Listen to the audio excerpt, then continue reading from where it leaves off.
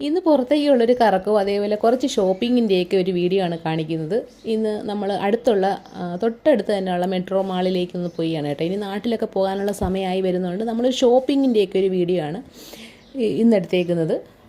അതായത് നമ്മൾ മെട്രോ മാളിൽ പോയപ്പോഴത്തേക്ക് അവിടെ വെസ്റ്റ് സൈഡിലും അതേപോലെ മാക്സിലും സ്റ്റുഡിയോയിലും സകല കടകളിലും കയറി ഇറങ്ങി നോക്കി ഡ്രസ്സൊക്കെ കുറച്ചൊക്കെ സെലക്ട് ചെയ്ത്, പിന്നെ വില കൂടുന്നതനുസരിച്ചിട്ട് നമ്മൾ ഓരോ കടകളിൽ നിന്നും പതുക്കെ പുറത്തിറങ്ങും.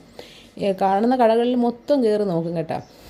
നമുക്ക് മോളിലൊക്കെ പോയാലുള്ള കാര്യം എന്ന് പറഞ്ഞാൽ എത്ര കടകളിൽ കയറിയാലും കുഴപ്പമൊന്നുമില്ല, നമുക്ക് എടുത്തില്ലെങ്കിലും കുറച്ചൊക്കെ ഒന്ന് തിരഞ്ഞ് നോക്കിയിട്ടൊക്കെ തിരിച്ചിറങ്ങാം.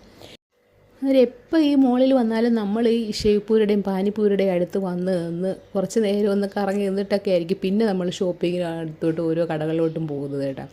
അന്നേരം ഇവിടെ വന്ന് കഴിഞ്ഞ് കഴിഞ്ഞാൽ ഒരു പാനിപ്പൂരിയും ഒരു ഷേപ്പൂരിയൊക്കെ കഴിച്ചില്ലെങ്കിൽ ഒരു എന്തോ ഒരുമാതിരിയാണ്.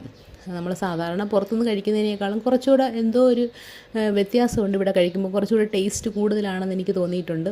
അന്നേരം ഞാനിപ്പം പറയുമായിരുന്നു, നമുക്ക് നാട്ടിലായിരുന്നെങ്കിൽ ചായയൊക്കെ കുടിച്ച് പൊറോട്ടയും ബീഫും ഒക്കെ കഴിക്കാമായിരുന്നു, അല്ലെങ്കിൽ നമുക്ക് പഴംപൊരിയും അതേപോലെ പരിപ്പ് വട അങ്ങനെയുള്ള സാധനങ്ങളൊക്കെ കഴിക്കാമായിരുന്നല്ലേ എന്ന് ഇങ്ങനെ പറയാമായിരുന്നു. ഇനി നാട്ടിൽ പോയിട്ട് വേണം ഇനി അതൊക്കെ ഒന്ന് കഴിക്കാൻ.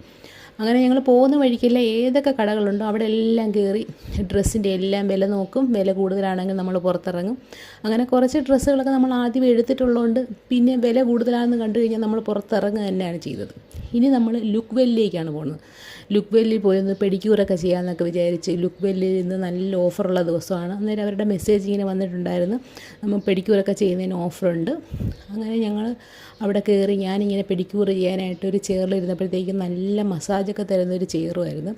പിന്നെ ആ കുട്ടി വന്നിട്ട് നല്ലപോലെ സംസാരിച്ച് നമ്മൾ കാലിന് എന്തൊക്കെ സംരക്ഷണം കൊടുക്കണം, രാത്രി കിടക്കുന്നതിന് മുമ്പ് എന്തൊക്കെ ചെയ്യണം എന്നൊക്കെ പറയുമായിരുന്നു. സാധാരണ നമ്മളൊന്ന് കാലൊക്കെ കഴുകി ഏതെങ്കിലും ഒരു ക്രീമൊക്കെ ഇട്ടിട്ട് അങ്ങ് കിടക്കുകയാണ് പതിവ്.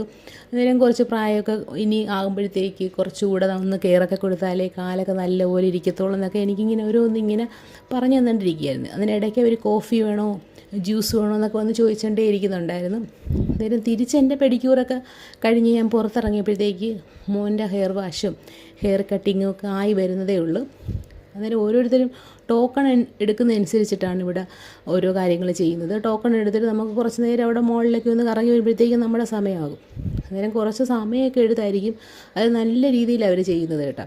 പൈസ കുറച്ച് മേടിക്കുന്നുണ്ടെങ്കിലും പക്ഷെ നല്ല ഒരു സർവീസാണ് ഇവരുടേത്. അങ്ങനെ ഇതെല്ലാം കഴിഞ്ഞ് നമ്മൾ പുറത്തോട്ടിറങ്ങി. ഇനി നമ്മൾക്ക് അടുത്ത് തന്നെയാണ് ഫ്ലാറ്റ്, നടന്നു പോകാവുന്ന കുറച്ച് ദൂരമേ ഉള്ളൂ. അന്നേരം നടന്നു പോകാം എന്നൊക്കെ പറഞ്ഞിട്ട് ഞങ്ങൾ പുറത്തേക്ക് പോവുകയാണ്. അന്നേരം ഇന്നത്തെ വീഡിയോ ഇത്രത്തോളം ഉള്ളൂ. നാളെ നല്ല നല്ല വീഡിയോകളുമായിട്ട് നമുക്ക് വീണ്ടും കാണാം. Bye bye.